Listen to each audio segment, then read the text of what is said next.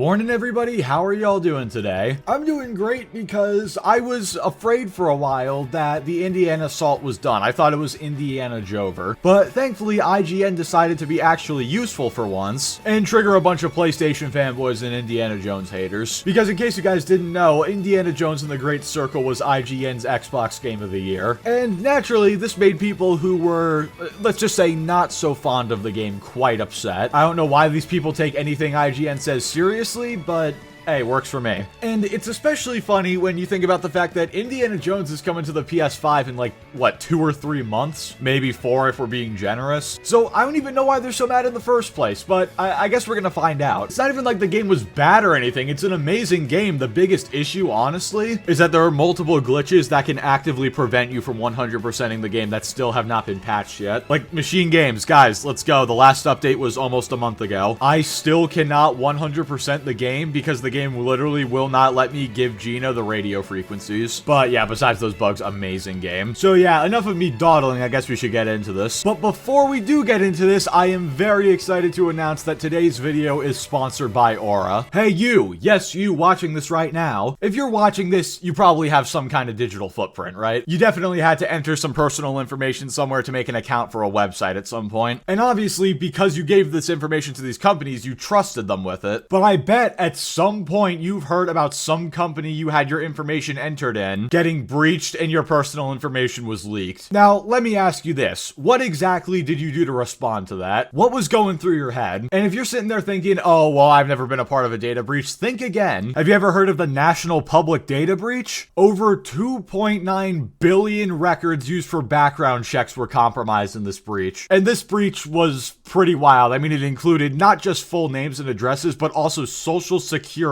numbers. Do you want your address and social security number out there? No, I didn't think so. And this is where Aura comes in. Aura is basically the whole package when it comes to cybersecurity. It's got an antivirus, a password manager, a VPN, identity theft protection. You can opt out of data brokers. And best of all, they're available 24/7 for support. Because let's be real, data breaches don't care about the time of day. So if you need help, no matter what time it is, Aura's got your back. Their VPN has military-grade encryption and allows you to put yourself virtually in over 100 locations. And of course, Aura will never sell your data to third parties. And remember, you're getting all of this for one affordable price. I don't know about you, but I am not leaving myself and my family open to data breaches and brokers. If you don't want that either, be sure to go to aura.com/klutzyking or click the link in the description to try it for free for 2 weeks. 2 weeks is all Aura needs to find out if your personal data is exposed. Again, thank you so much to Aura for sponsoring this video, and without further ado, let's go ahead and get right into the Indiana Jones salt. Alright, so like I said, all this salt came from IGN's original post on Twitter, where they said Indiana Jones and the Great Circle isn't just the best Xbox game of the year, it's the best game that Microsoft has shipped under any of its banners since 2021. I do agree with that, by the way. And then there's an image saying best Xbox game of the year, Indiana Jones and the Great Circle. Based IGN, they actually did something right for once. But of course, this post still upset people. So let's take a look and find out why these people were so upset by this information. How did it win any awards? Didn't it just come out? This is how you know the Game Awards has just like brain-rotted people. Delta put it best. Jeff Keighley does not control when the year ends. Just because the game wasn't featured at the Game Awards because they just like to not include the games in December for some reason, doesn't mean that that applies for every single award that anybody gives. I mean, honestly, maybe a hot take, but the Game Awards should really happen in January. That way, games that came out in December of that same year don't have to wait until the next year to be counted. So yes, it did just come out, but I fail to see how that's related to whether it's eligible for awards. It still came out in 2024, but again, the Game Awards has just conditioned people to think that December is actually the first month of the year, I guess. And here I was like an idiot thinking January was the start of a new year. We have been hoodwinked,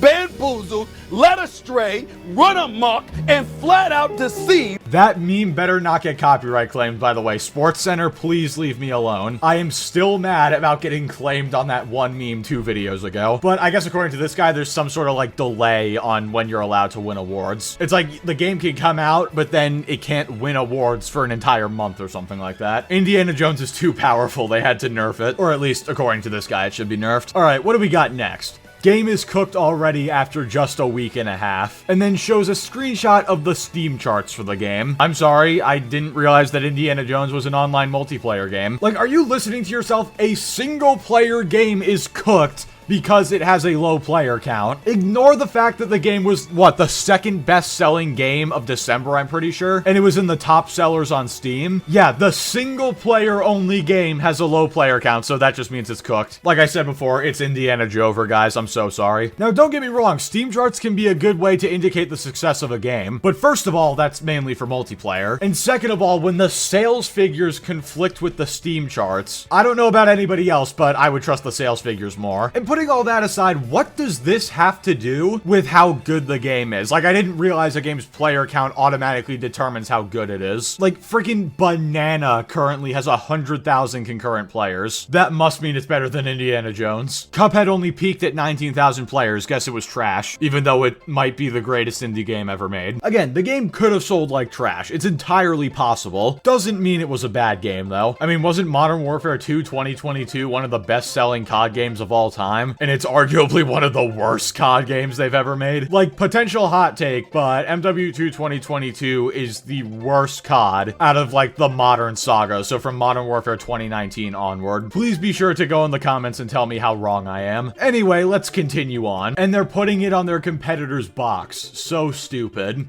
Yes, so stupid that more people get to play one of the greatest games of 2024. How terrible. And it's always funny to me when people call it, oh, like, PlayStation's the competitor to Xbox. Like, if Xbox puts all their games on PlayStation, there'll be no console competition left whatsoever. It's been very apparent since at least, like, Redfall that Xbox is not really trying to compete with PlayStation. Hell, you could argue it's been apparent since they started doing PC ports. But yeah, Xbox is doing their own thing at this point. I mean, didn't Phil Spencer literally come out after Redfall and admit that they, like, lost the console war? Xbox isn't really competing with PlayStation anymore, as in they're, like, trying to lock stuff away. At this point, they're trying to leverage PlayStation to their advantage to get more money, which evidently might be working, especially considering the recent leaks that Halo Master Chief Collection might be going to the PS5 and Switch 2. But even putting aside, like, the whole competition argument and all that, I guarantee the main reason this game is going to PS5 and why they announced it so soon is because this game was probably very expensive to make, especially with licensing. That right there is honestly why I'm kind of expecting Wolverine to come to PC day and date, or at least very soon after launch. Because, I mean, think about it, Spider-Man 2 is coming just over a year later. Sony is getting much more comfortable with PC ports now, and given the budget for Spider-Man 2, yeah, Wolverine's gonna be ridiculously expensive. Imagine it comes out, Wolverine costs like 500 million or something like that. Like, at that point, they might have to put the game on Xbox as well just to make the money back. I got very sidetracked there, but the point is, if other people are able to play great games and companies are able to make more money so they can continue making great games, I am all for it. Oh god, alright, we just got straight up ignorance in this one. By default, because it was Xbox's only game of this year. Yes, it was their only game. I guess Hellblade 2, Age of Mythology Retold, Flight Sim, Ara History Untold, and Black Ops 6 don't count. A truly genius way to argue. Just ignore the fact that you're wrong. See guys, how being wrong works is it's related to object permanence. So if you don't see that you're wrong, then you're just right. It's like Nick A30 said, never back down, never give up. Oh god. Speaking of Nick A30, what's with that whole drama recently? It seems really stupid. Something about like somebody sent him bits and then he like didn't read the message or something and it turned into this whole big thing. I don't know. But yeah, I guess if you ignore every other game Xbox put out this year, then they only put out Indiana Jones. So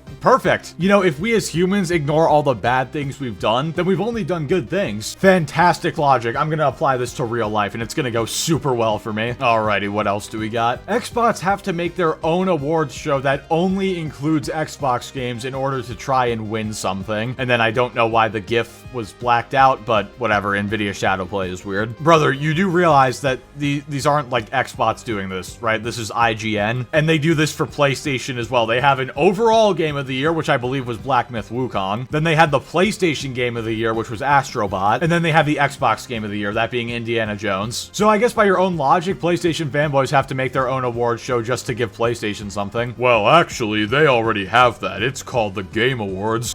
games. But yeah, this does not make you look too good, my guy. And then I think Indiana Jones also won Eurogamer's Game of the Year. So no, I don't think they have to make a separate award show just for Xbox to win something. And God, I just can't get over the irony of him saying that IGN are Xbox when most people will argue that media outlets have a bias towards PlayStation. I'm not one of those people, I'm just saying. And also I'm saying, let's go to the next tweet. Good transition. Let me pat myself on the back for that one. No, it just came out. Doesn't count. You took everything from me. This actually has not type of energy. Again, it's the same argument as before. I guess if a game comes out, it can't receive awards within a certain period of time. It's like when you spawn into a game and you have abilities, but like the mission starts with the abilities on cooldown. Like in Apex, for example, when you get respawned from the dropship, all of your abilities are on cooldown. They're right there, you just can't use them because I said so. Same thing applies here. The game came out in 2024, therefore it should be able to be considered for Game of the Year 2024, but no, because this guy said so. Like I said before, I did not realize that December is actually the first month of the year and that we were actually in 2025 for a whole month already. That is insane. But seriously, I actually want to know the logic of these people. Like, why can the game not be considered? Why does it not coming out that long ago make it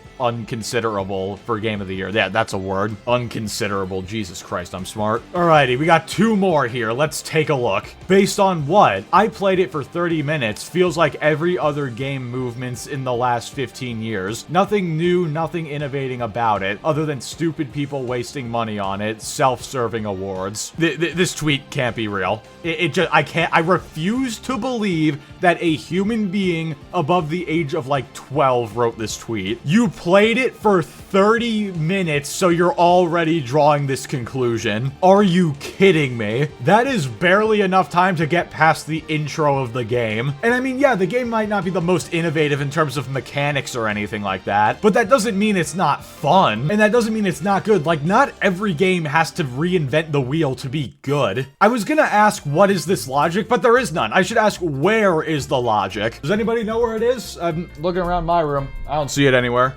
Ah, crap. I think we lost the logic, guys. If you've seen this man's logic, please return it to him. Losing logic is a dangerous thing, let me tell you. It causes you to say and do stupid things that will make you end up in one of my videos. Oh, man. All right, we got one more tweet here to round this out. They bought Bethesda, and for 3 years, this is the best they've released. Bought. I'm sorry, but the player count is dreadful, which means the game is trash. No one's talking about it. Same with Starfield and Hellblade 2. Xbox tries to buy everyone, yet not a single Game of the Year title. Well, to be fair, I don't think Xbox is buying these studios to get Game of the Year titles. I think they're doing it to get money. But I just can't. I can't. He straight up said the player count being low means the game is trash. That is not how player counts work. This dude is the definition of a hive minder. He just goes with whatever's popular is good. And if it's not popular, it's trash. Like, how could you unironically think that? That is so stupid. I don't usually say people are objectively wrong, but I mean, I don't even know how else to describe it. If you personally think the game is bad, that's one thing, but saying it's bad because of the low player count, that's just wrong. Also, yes, people were talking about this game when it came out, and people were absolutely talking about Starfield. Like, again, have your opinion on Starfield. I know a lot of people don't like it. Everybody was talking about it leading up to when it came out and when it came out. Nobody's talking about it anymore, and barely anybody was talking about the DLC, but everybody was talking about the original game when it came out. And that is just a fact. If you want to deny it, then go for it. Just know some random guy on YouTube will make fun of you for it. Truly a fate worse than death. But yeah, anyway, with all that being said, that's all I've got for now, guys. I understand these tweets were kind of older, but whatever. Salt is still salt, and it doesn't expire. Now, if you'll excuse me, I really have to go. I'm recording this video very last minute. I have to go pack for college, like, right now, because unfortunately, my break comes to an end tomorrow. Or at least tomorrow at the time of recording this. It's probably already happening again when you're watching this. Whatever. So, I guess I'll end with the question, have you played Indiana Jones yet? If not, you should. If you're waiting for it to come out on PlayStation, fair enough. And if you played it, did you or do you enjoy it? Because personally, I love it. It is definitely one of my favorite games of 2024. And if anybody's watching this on PlayStation who plans on playing it later, I genuinely hope you enjoy it as much as I did. So yeah, with all that being said, thank you all so much for watching. Like the video if you liked it, dislike it if you didn't like it, subscribe if you want to see more. Join us every Friday night, 9 p.m. Eastern for Salt streams, and I will catch you all next time.